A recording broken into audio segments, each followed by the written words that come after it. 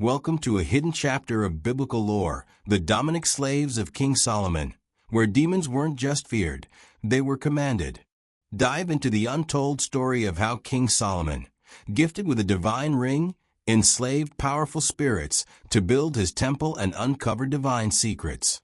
From ancient grimoires to whispered legends, these tales reveal a side of Solomon rarely spoken of in church. Was he a wise king, or a sorcerer who bent hell to his will? Stay tuned as we unveil the mysterious alliance between man, angel, and demon in this forgotten biblical saga. The Magic Ring. Part 1. The Discovery. In a quiet village nestled between whispering woods and misty mountains, lived a humble blacksmith named Elric.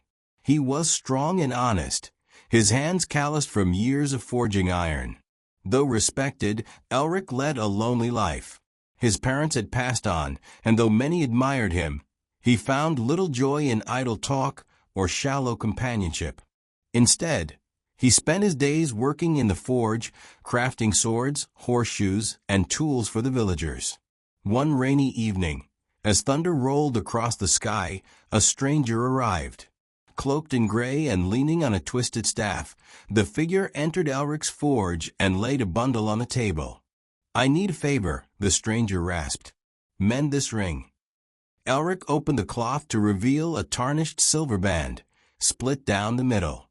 At its center was a small red gem, glowing faintly like embers under ash.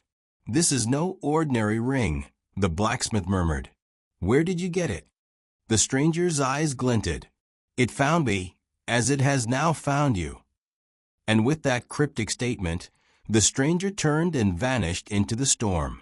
Elric tried to chase after him, but the night swallowed the visitor whole. Shaken, he returned to the forge. Compelled by a force he couldn't explain, he began repairing the ring. Sparks flew, and the air shimmered with energy as metal touched metal. As he finished sealing the break, the gem pulsed brightly. A warmth shot up his arm, and his mind blurred. When he awoke, the ring was on his finger. Part 2. The Power Within. Elric quickly discovered the ring's magic. It granted him abilities no one should possess. With a whisper, he could bend fire, shape metal without tools, and see glimpses of people's emotions. Word spread. Villagers came in droves for charms, blessings, and repairs that once took hours but now took minutes. He became prosperous, but uneasy. The ring spoke to him sometimes, not in words but feelings. It urged him to use it more. Each time he did, it felt easier and more natural. He began to wonder, had it chosen him? Then came the dreams, visions of fire and war, of a red-eyed beast chained in a pit, roaring to be free. The dreams always ended the same way, the beast staring at him with familiarity. One night, Elric tried to remove the ring, but it clung to his skin like ivy. He heated a blade and tried to cut it off. The ring burned hotter than any fire he'd known, forcing him to stop. That night, it whispered in a voice that was not his own. "You are the key." Part 3. The Temptation. A noblewoman named Lady Seraphine arrived, seeking Elric's help. Her village had fallen under a plague of nightmares, people screaming in their sleep, unable to wake. She begged him to come. Though wary, Elric agreed. Upon arrival, he saw the devastation, hollow eyes, children crying, people writhing in invisible torment. He used the ring to sense the curse and realized it came from a nearby cave. There, etched into the stone, were symbols he somehow recognized, ancient language, older than time. The ring pulsed with excitement. Deeper in the cave, he found a stone door marked with the same gem as the ring. When he approached, it opened without touch. Inside was a pedestal with a second ring, this one gold, with a blue gem. As his hand reached for it, the red ring hissed in protest, burning his skin. The gold ring trembled, and a voice echoed in his mind, "Balance must be restored." Elric understood then. The ring he wore was only one of two. Where his granted power, the other granted clarity. One tempted, the other restrained. He took the second ring and wore it on his other hand. the storm inside him quieted. Part 4. The Origin. With both rings, Elric uncovered truths buried in myth. Long ago, two siblings, sorcerers of unimaginable might, created the rings as vessels of their essence. One craved dominion and chaos, the other, harmony and peace. The rings were meant to keep each other in check. But the red ring's bearer betrayed the other and caused a rift, locking the blue ring away. Over centuries, the red ring sought hosts to continue its legacy. Most were consumed. Elric had come closer than most to being lost, but the gold ring had awakened the part of him that could resist. The villagers' nightmares faded. But Elric knew his journey was only beginning. With both rings, he had to find the prison where the red-eyed beast, the sorcerer's lingering spirit, remained. If left unchecked, it would rise again, bringing ruin to the world. Part 5. The Reckoning. Guided by the rings, Elric traveled through ancient lands, haunted forests, buried temples, forgotten cities. He encountered guardians, spirits of past bearers, and creatures twisted by the red ring's hunger. Each trial tested a different part of him: courage, wisdom, compassion. Eventually, he found the Gate of Thorns, a sealed chasm that reeked of magic and malice. The beast lay below, bound by the last of the blue ring's power. But the seal was weakening. The red ring pulsed violently, eager for reunion. Elric stood at the edge of the chasm, both rings glowing. He faced a choice: destroy the red ring, ending its power forever, but risking the balance of magic, or merge the two, allowing himself to contain both essences. He chose the latter. Pain like molten fire seared through his body as he pressed the rings together. A shockwave tore through the land. Visions flooded him, the lives of every bearer before, their triumphs and downfalls. He saw the first sorcerer's agony, the second's hope. When the light faded, Elric stood alone, changed. The rings were gone, but their power lived within him, not as dominance, but as understanding. He was now the warden of balance. He returned to the village not as a blacksmith, but as a guide, teaching others to use what strength they had with care, to listen to both light and shadow within them. Explanation and analysis, 600 words. Theme: power and responsibility. The story's central theme is the burden and temptation of power. The red ring symbolizes unchecked power and ambition. At first, Elric uses it for good, helping his village and improving lives. But as he grows more dependent, the ring begins to change him. This mirrors real-world ideas: how power can corrupt when used without self-awareness. The gold ring, by contrast, represents restraint and balance. Its existence teaches that no power should exist without accountability. The fact that Elric must bear both rings to achieve true strength emphasizes the need for harmony between power and wisdom. Character arc: Elric. Elric begins as a humble blacksmith, someone grounded and honest but unaware of the larger forces at play. His arc takes him from an ordinary mun to a bearer of cosmic power. Yet his growth is internal as much as external. He learns not just magic, but how to listen, resist temptation, and sacrifice. His final transformation into the Warden of Balance shows his journey's culmination, from being used by power to mastering it, not through dominance but through understanding. Symbolism. The red ring symbolizes raw power, desire, temptation, and chaos. Its origin from a sorcerer who sought dominion connects to myths of figures like Sauron or Lucifer, beings undone by ambition. The gold ring represents restraint, wisdom, and clarity. Like a conscience, it balances the excesses of its counterpart. The two rings together, their fusion symbolizes the Jungian idea of integrating the shadow self. Elric must embrace both light and dark to be whole. The beast, a metaphor for the darkest aspects of human nature: rage, control, pride, that can only be subdued, not destroyed. Moral. The story's moral is that true power lies not in strength alone but in balance. Power without understanding leads to ruin. But when tempered with humility and clarity, it becomes a tool for change, not destruction. This resonates with real-world leadership and personal growth. People face choices daily where ego, desire, or ambition might overpower ethics. Like Elric, the challenge is to find harmony between drive and compassion. Narrative devices. Mystery. The story begins with a mysterious visitor and a cryptic artifact, hooking the reader with questions. Progressive revelation. Each act reveals more about the ring and Elric's destiny, building tension and emotional stakes.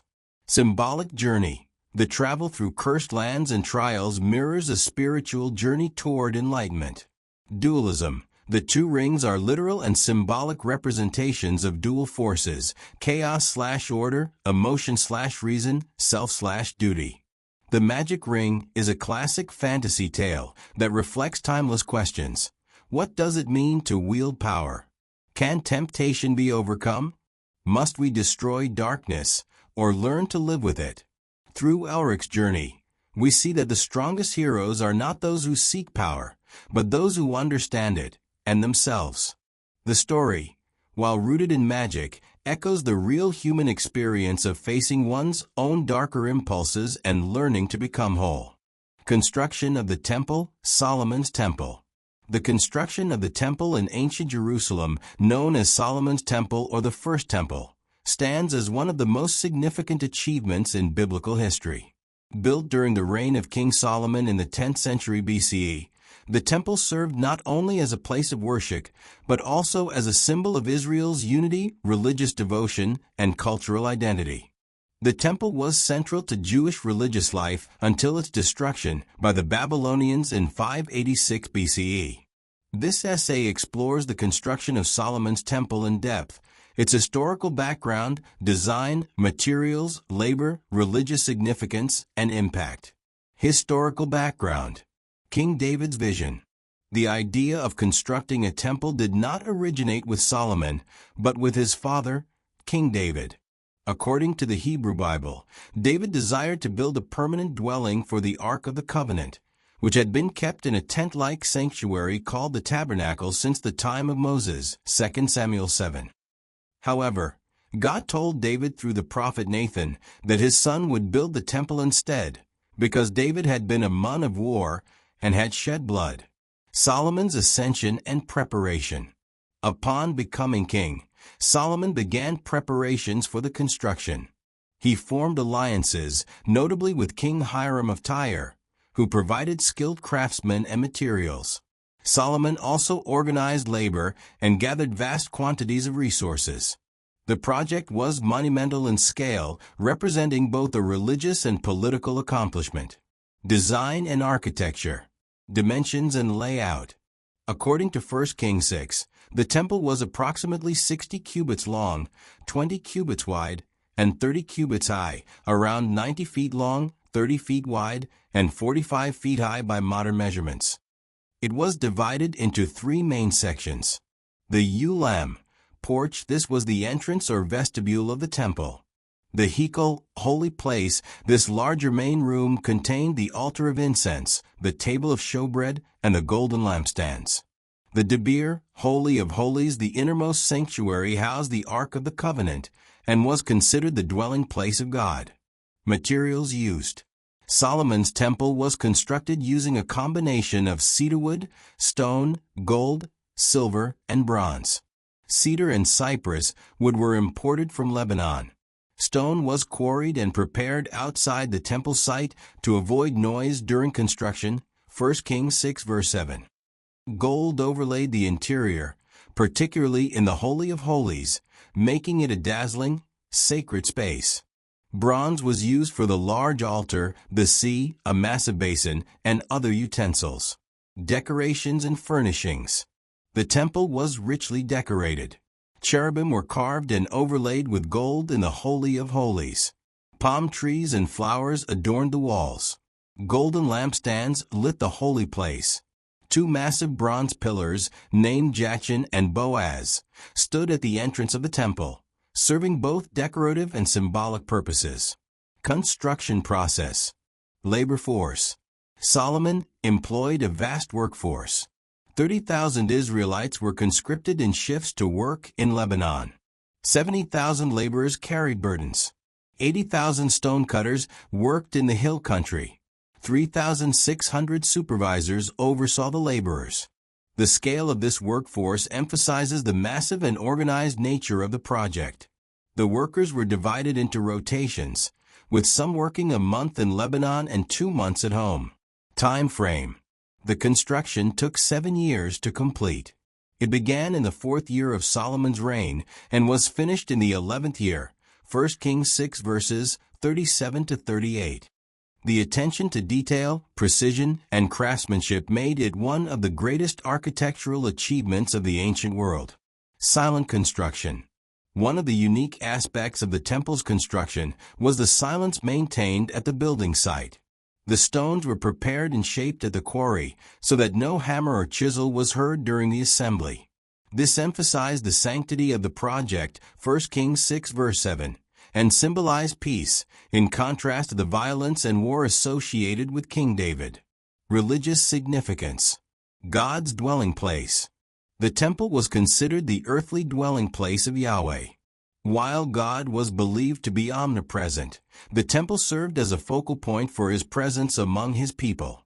The Ark of the Covenant, placed in the Holy of Holies, symbolized the divine throne, with cherubim overshadowing it.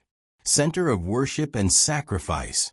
The temple became the central place for worship, sacrifice, and festivals. It replaced the mobile tabernacle and consolidated worship in Jerusalem. Daily offerings, burnt sacrifices, incense rituals, and prayers were conducted there under the guidance of priests and Levites. Pilgrimage site. 3 major Jewish festivals, Passover, Shavuot, and Sukkot, required pilgrimage to the temple. This brought together people from all over Israel, reinforcing national unity and shared faith. Covenantal symbol. The temple symbolized God's covenant with Israel. As long as the people obeyed God's laws, the temple would remain a sign of divine favor and protection.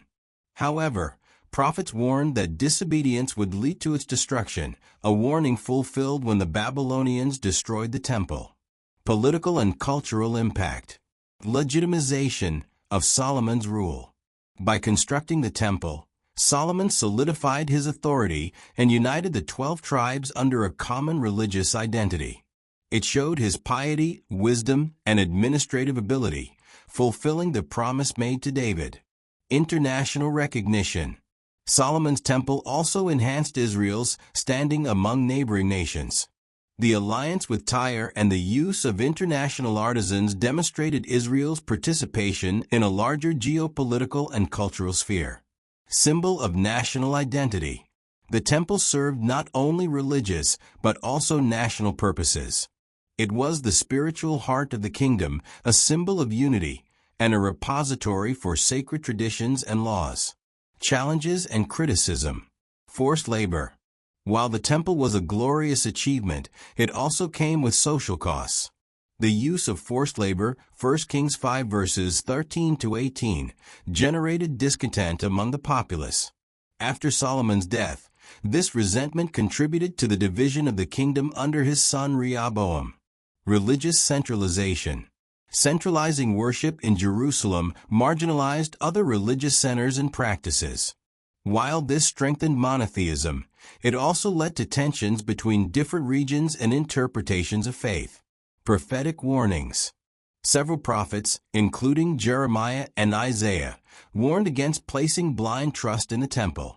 They emphasized that the temple alone could not guarantee divine protection if the people did not uphold justice and righteousness. Destruction and legacy. Babylonian conquest. In 586 BCE, King Nebuchadnezzar of Babylon destroyed Solomon's temple during the siege of Jerusalem. The ark was lost, and the people were taken into exile. This event marked a turning point in Jewish history, leading to a shift in worship practices and the rise of synagogues. The Second Temple.